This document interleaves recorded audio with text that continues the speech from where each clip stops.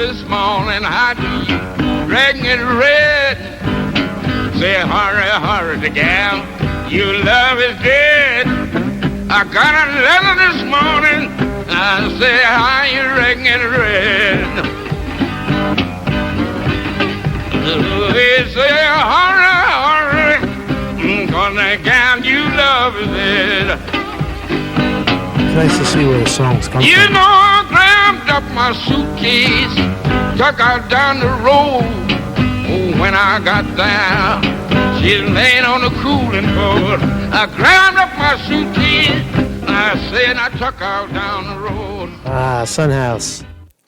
Death Letter. I said... That's the same song you just heard in the last video. But that's the White Stripes, right? This is where they got it from, right? This guy, like Sunhouse, man. Sunhouse rocks, man. Fucking great songs, man. The roots of music. So let's jump into this amazing speech. If you don't know who Cornel West is, Dr. Cornel West is a professor, I believe, at Princeton somewhere. He's just an amazing speaker. He was a surrogate for Bernie Sanders in 2016. Speaks truth to power.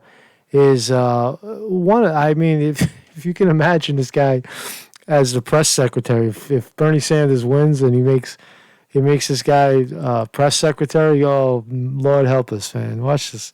So a great talk. I'm just going to play through it because I watched it and I was kind of blown away by it, so I want to share it with you. Need to actually win, to actually ignite enthusiasm. Here's Anderson Cooper. I think the tides are changing. I mean, they would never give someone like Cornel West this kind of time. It's an 11-minute video. Probably play most of it and listen to his analysis of what's going on today in politics.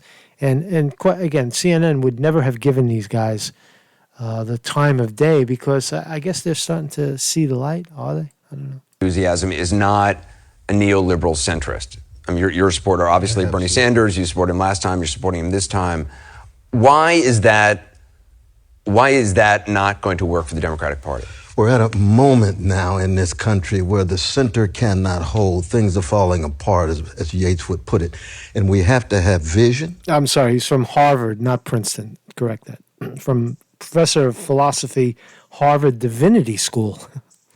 Courage and consistency. And what Brother Bernie has is a longevity of sincerity, a longevity of integrity, and a longevity of consistency. He's not a Johnny-come-lately to and he's not just checking to see what his deepest convictions are by what the latest polls say. He's got something deep on the inside. And this is why that historic speech this week was so significant, because people can see this is coming from his heart, his mind, his soul, his body, rooted in a tradition that is deeply American. You know, democratic socialism is as American as jazz and apple pie. Well, I thought it was interesting that he chose this week to try to, because look, a lot of Americans hear democratic socialism, they hear socialism, maybe not the Democratic part. Donald Trump says Venezuela.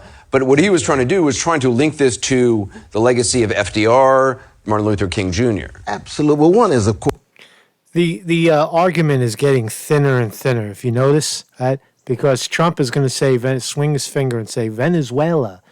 Now, you know, if you know the truth about Venezuela, I don't think most Americans do, but if you know the truth about Venezuela, Venezuela's a sovereign nation. They're doing actually much better now that the United States is off their back. But if all you've got is to blame point your finger and say, look, Venezuela, they eat their dogs because they tried socialism and to get away from corporate tyranny, right? And because of the sanctions, it failed. Right? But if that's all you've got, right? If that's all you can say is socialism and Venezuela, if you just simply educate people on what is actually happening in Venezuela, which is a good idea, and socialism, the term that is not the horrible idea of communism from Russia in the Cold War. It's an unbeatable formula. Of course, the Pledge of Allegiance was written by a democratic socialist, Francis Bellamy. Legacy of FDR, Martin Luther King Jr. Absolutely. Well, one is, of course, the Pledge of Allegiance was written by a Democratic Socialist, Francis Bellamy. America the Beautiful, one of the most beautiful songs written about America, is written by Elizabeth Lee Bates, distinguished professor at Wellesley, Democratic Socialist. The greatest poet, Walt Whitman, Democratic Socialist. The greatest philosopher, John Dewey, Democratic Socialist. Reinhold Niebuhr, the greatest Christian. We go on and on. Martin Luther King Jr., Lorraine Hansberry, one of the greatest playwrights, Democratic Socialist. So Democratic Socialism, which is over against authoritarian communism, but is critical of predatory capitalism, unfettered capitalism. Overly against communism and challenges corporate. Let's see how he said that again. Listen to the way he phrases that. Socialism, which is over against authoritarian communism, against but is critical authoritarian of communism. predatory capitalism, unfettered capitalism, because we know that socialism without democracy, political tyranny, we saw that in the Soviet Union, but capitalism without any kind of socialist leveling is economic tyranny for the poor, for working people, and we saw that with such eloquence in Brother Bernie's presentation. Well, it was interesting. One of the things that Senator Sanders said, and he said on the program earlier this week as well, is that Donald Trump's actually a socialist. He's just a corporate socialist, not a socialist, a democratic socialist. What's very interesting, again, Anderson Cooper. I mean, I'm not going to bash Anderson Cooper anymore, but just understand who Anderson Cooper is. Anderson Cooper is a child of privilege. Gloria Vanderbilt was his mother. She just died. He just probably inherited billions of dollars. And CNN puts him as the voice of the oligarchy.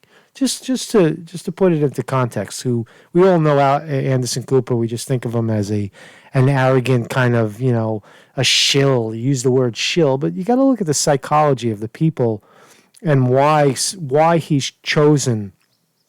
Because he believes what he's saying. He believes in an America that was of privilege, was of unfettered capitalism working in your favor. He is a part of probably not the 1%, but the top 1/10 of 1%. Anderson Cooper. Martin Luther King Jr. said we need a reshaping of our priorities in terms of vision, values, and virtue. This is the primacy of the moral and the spiritual as it relates to a systemic social analysis of power, be it empire, be it capitalism, white supremacy, male supremacy, homophobia, transphobia, what have you. And so what we saw, and this is what made Brother Bernie's speech so historically significant. We've never seen in the history of American presidential politics this kind of thoroughgoing democratic. It was radically democratic. It allowed for those Sly Stone called everyday people, those James Cleveland called ordinary people, to be center stage. Not the elites, not stock market, not the powerful, but everyday people. It's sort of I don't know if it's ironic. Why would you not want that? Why would you not want the people as someone who votes or someone who believes in politics that I'm going to vote for my own benefits so that my kids can go to college, for my, what's in it for me? Why would you vote against your own interest and vote for the corporate centrists that we have now, or the other ones that are running, like Joe Biden, for example? Why would you? It's just still profound to me. Or how to characterize it. You talk about the mix of morals and politics. Yes. It used to be evangelicals were saying morals and politics. Now the message from evangelicals on the far right who support President Trump is, well, we don't want a pastor in chief. That we're not electing a pastor, we're electing a commander in chief. It seems like things are kind of far left, far right. It doesn't mean anything anymore. It doesn't mean anything. This is Anderson Cooper's little world of far left, far right. It doesn't center. It doesn't mean anything. It means the bottom line is the definition as Sanders is defining it. We'll call it democratic socialism for lack of a better term. Is providing for the 99%. That's what it is, right? And I fail to realize how people could not agree with that. Turned around. Absolutely terrible. I mean, my fellow right-wing Christians, you can imagine, that they're preoccupied with abortion, they're preoccupied with same-sex marriage, and I can understand their motivations. But the Jesus who ran the money changers out, that's what Bernie Sanders was talking about. Amos, Esther, Jeremiah, that prophetic legacy of Jerusalem that says what? Life at its deepest level is about spreading hesed, loving kindness, steadfast love to the orphan, the fatherless, the motherless, the poor, the working classes, those who are marginalized. So it's a profoundly moral impulse. And it's something that we need because the greed is running amok, the hatred's running amok. But if you look, I mean, again, polling at this stage, it's as meaningless as it may be in the later stages, as we've seen in the past. And national polls don't really mean much because it's all about Iowa and New Hampshire and the early states.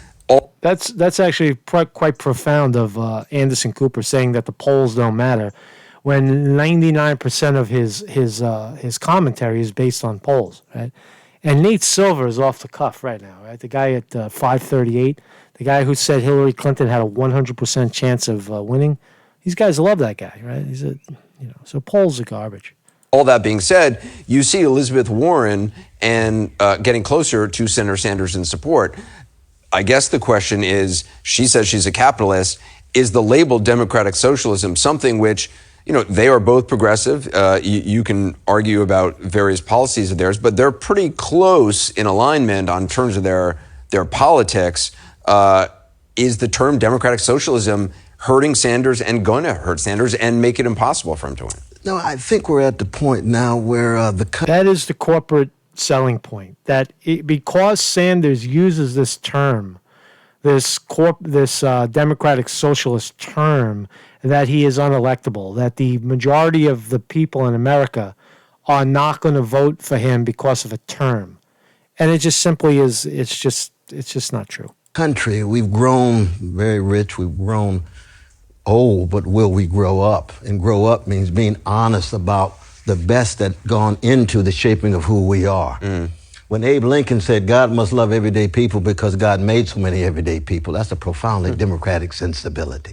And what Brother Bernie was saying was, poor and working people constitute the majority. The 3 individuals who have wealth equivalent to the 163 million, that's a grotesque level of wealth inequality that is unacceptable. So that on the one hand, you got Brother Biden. Now, we know Brother Biden's a decent brother in a lot of ways, but he's a backward-looking, die-in-the-war neoliberal with limited vision and even less courage. So he's got to check and see what the polls say. And you're saying Biden can't ignite true excitement. Because it's not inside of him. He's a neoliberal centrist. This is not the moment for centrism. But we either have right-wing populism or left-wing populism. Now, mainstream media, fake news. Did you hear what he just said? That it's not possible. The more you shove Biden down the Democratic Party's throat, the guaranteed chance you're going to lose. Did you hear that? Listen. Now, Sister Elizabeth, I have great respect for. I have great love for her. But she's in some ways a come lately. You see, she was a Republican till the mid-'90s. She's very sincere about Bernie where Sanders she is was now. getting arrested in college in Chicago. Absolutely, very much so. He's been consistent in this way, and he is the real thing. Now, could you imagine this guy as the press secretary? Right, it's a job that Sarah Huckabee Sanders just had. Could you imagine? What a day in America. I'm not putting Sister Elizabeth down. I have great respect for her. But I think in the end, once Biden begins to fade, it's going to be Brother Bernie headed toward the nomination. And then we've got Bernie Sanders and Donald Trump, and we get a chance to make a historic choice. High quality, moral sensibility, low quality, deep gangster proclivity. That's Brother Trump right there. No one says gangster proclivity quite like you do. The counter argument, though, and it's the cliche and the most obvious argument, and may be true, that a centrist might be able to, appeal to folks who were Democrats, voted for Trump this time, working class people who feel he didn't carry through for them. Biden appeals to them, or some Republicans who just don't like Trump, and this Biden, they feel he's not radical. I think what Brother Bernie. It's a completely cerebral idea of what Anderson Cooper just said, that the Democrats that are in the center, that the reason why the Democrats went for Trump is because Hillary Clinton cheated. It's the cheating the despicableness of Hillary Clinton and everything she stood for was the reason why Trump won. That's the real reason, right? So, morality, right? Bernie will do is to show the pseudo-populism of the elitist Donald Trump. Trump acts as if he's in solidarity with working people. What a joke. Now, he can scapegoat the most vulnerable, Mexicans on the border, precious Muslims, and so forth and so on. But what Brother Bernie will do is say, look, I know that even though you may have tendencies to support Brother Trump, in fact, I speak not just to your interests, but your sense of who you are. And that's what neoliberal elites were unable to do. Neoliberal elites were still tied to Wall Street, military-industrial complex, and acting as if they're looking down on working people, that liberal arrogance, that liberal self-righteousness that needs to be called into question. But, Sanders, and he said this to me the other night, he says, look, this can't work unless there is, millions of people coming from outside. Right, coming from outside and a change in Congress. I mean, because no matter what his opinions are, he's got to work with Republicans in Congress and Democrats in Congress. It has to be a tsunami of people that rise up and oust the Congress and the Senate. That's absolutely true. The president can stand in the bully pulpit all he wants and say universal single-payer health care and college tuition and all these great things for the American people, and nothing will get done if you still continue to have a corrupt House and a corrupt Senate. Right? So that was the fundamental error that Obama made, because he ran on the idea, a progressive platform idea, and then was eviscerated by the big money and his own Congress and his own Senate. He's and absolutely right. If there's not a revolution, as he would say, is he then, and he gets elected, won't he be as ineffective as everybody else? No, I think that the kind of political revolution that he's calling for, which is a democratic process, but one that engages in a transfer of power and a significant redistribution of wealth downward rather than upward. We've seen a redistribution of wealth going upward in the last 40 years, but we need a transfer of power from the big moneyed interests that have such significant control over our politicians, and it's going to have to be pressure from the outside, the social movement. When you talk about redistribution of wealth, there's a lot of Americans who believe in the aspirational nature of America and democracy, and you work hard and you have the possibility of rising, whereas in England you're based on. Let's just talk about that for 1 second. The opportunity of rising.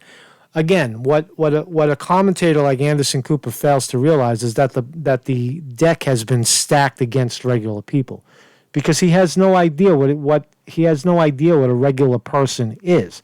He was born into privilege.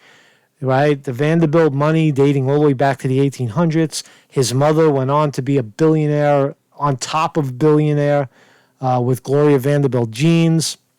He probably went to an elite school.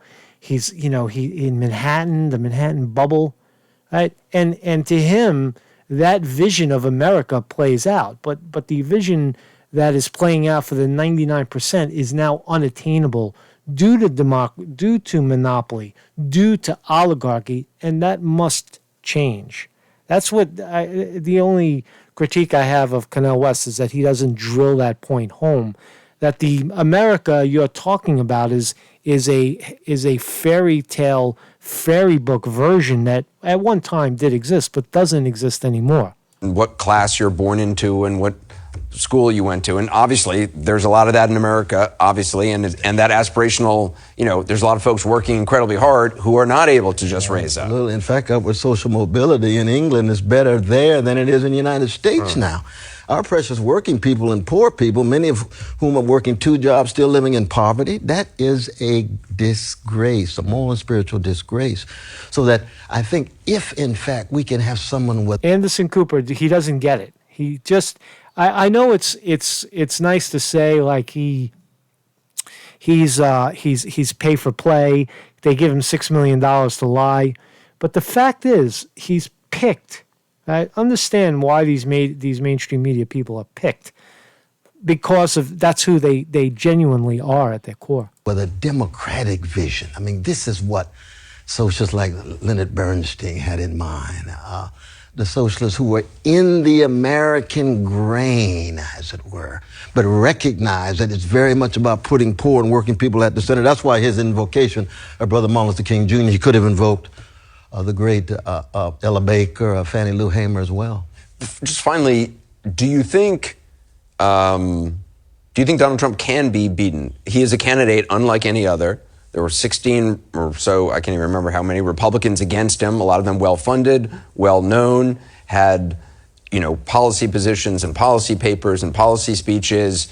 And Donald Trump was saying stuff that, couldn't be done, shouldn't be done, take a rock's oil. And the others were laughing at that, but he won.